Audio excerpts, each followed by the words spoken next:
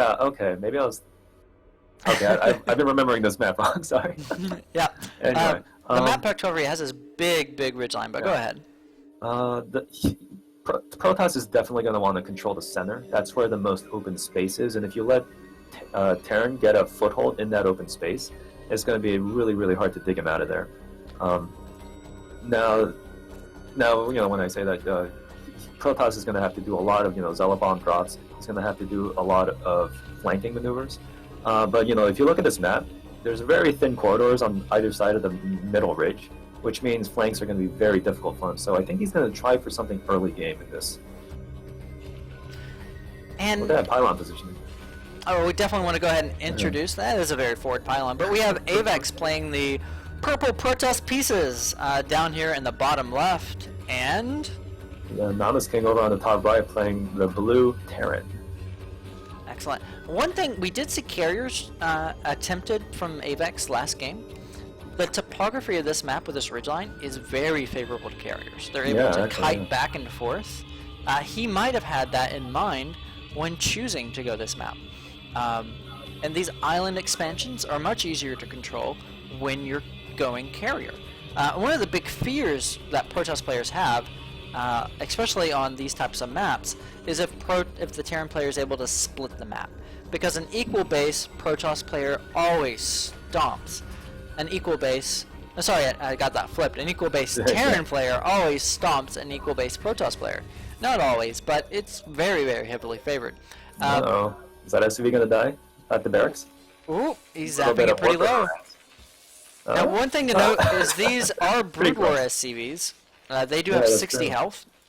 But if we select the probe, we'll see that Brood War probes as well.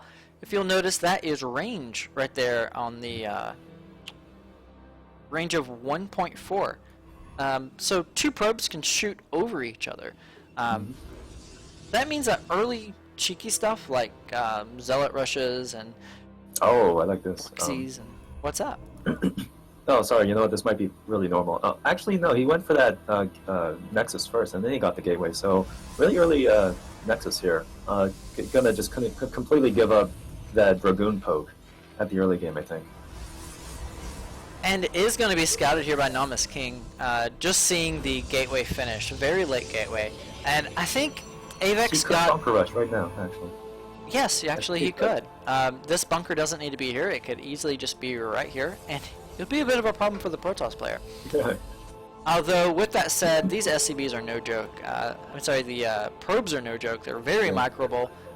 2 probes can beat up a Marine very easily. That's not hard at all. Although Avex experiencing such pains from the Vulture harass, he's choosing to do a full wall.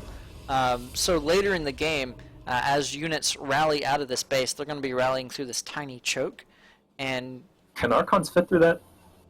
That's a great question. Although we normally don't see Archons come into play in this. The question is, do the fat Dragoons fit through that? I was wondering. This pylon could get destroyed later and rebuilt somewhere else to make more room.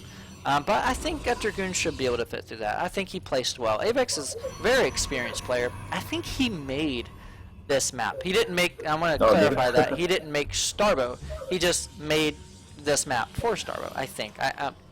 There might be another player. We have several players contributing map designs to Starbo.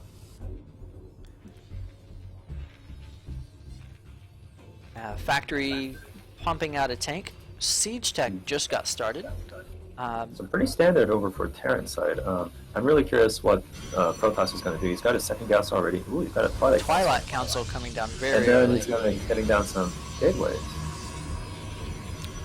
What does that mean? Zealot speed. Now, Zealot speed can be a bit of a problem for Siege Expand if the Terran player does not switch into adequate Vulture production. Particularly the Zealot bombs, but we don't see a Robo yet. And that's something that kind of comes together here. This wall-off stops the Vultures from getting into the Protoss base to drop off the mines. So he doesn't have to worry about having a super fast Robo for observers to deal with the mines. The Zealots, of course, don't deal with mines very well at all. They tank them right to the face. Not the place you want a mine to be. Is he trying for a timing push? It does appear so. Because, having these 2 Zealots out this quickly, it's a little weird. It's not very common. And he's getting more Dragoons after this. Yeah, it looks like he's going for a timing push, and if you look over, he's got 2 siege tanks and a bunker that's not even filled. So Yeah, this if could he be plays very it right, I think problematic. he might be able to get it. If he bum rushes that siege tank on the low ground, and then you know if he's able to like pressure that siege tank in the high ground. And the scan missed all of it. He has no clue what's coming.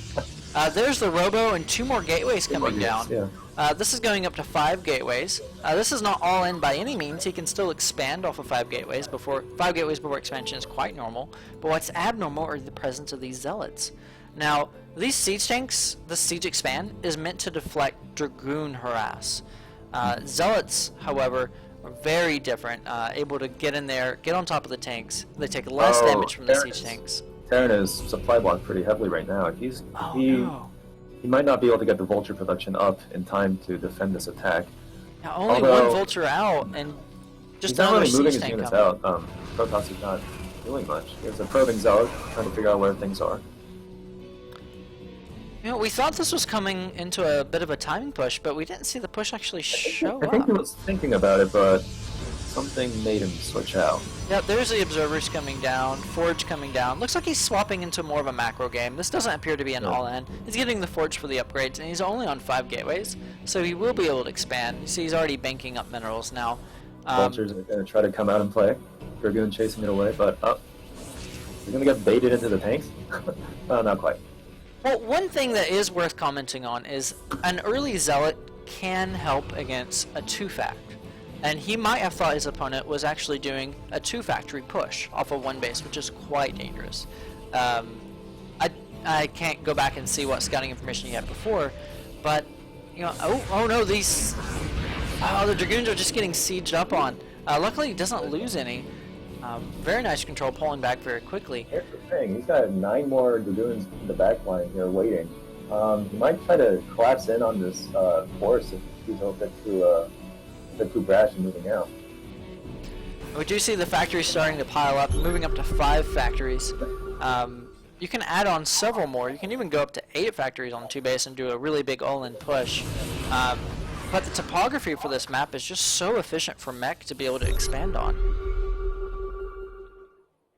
Uh-oh. And we do see the tanks sieging up on top of their own spire mines. This could be disastrous. If any zealots get in there, it's going to trigger those mines to blow up on those own tanks. But not happening just yet. Yeah, those Dragoons got clobbered. Now there is a mischance up a hill. However, tanks don't fully miss, they instead undershoot. So if the tank was targeting a Dragoon in the back and it undershoots, it will hit a Dragoon that was in the front. Avex is playing very passive right now. He's been on 2 base for a while, and you know, there's not much for him right now. And looks like this is a timing push over for the Terran side this time. He just a bunch of tanks, siege up, and then use his zealots, use his Volt to slowly push the Protoss stuff back, and then he's going to take complete control of this choke here. And this is not a position you want to be in as Protoss at all. You know, the Warp Prism only has a handful of zealots. Oh no, the zealots are misrallied, running right into the tank fire. He needs to get the zealots into the Warp Prism, drop some zealot bombs on, except, you know, with this number of vultures, those zealots are not going to do much. The zealots are going to be cleaned up so quickly, because they do have that bonus damage against the light. Terran's going for it here. Here's the bombs, here's the bombs. Oh, zealots coming down. Doing a fair bit of damage, actually. Yes, they did. They still got cleaned up quite well. Oh, they're getting bumped up and wrecked on that line. And he has more zealots here on the low ground. He definitely wants to pick those up. Zealots running into the siege line, not very effective. And I think it's do or die now for the Protoss. He really has to commit and make this happen. However, these zealots, yeah, they're just being picked off so fast by the vultures. Sorry, I'm talking over you. No, I love that MC. It feels like, no, it's not happening. It's unbeatable. And, ooh, more Dragoons just wiping away right now. They're saying I have Echo. They want to lower me on this one a little bit. Actually, let me change some things on my end.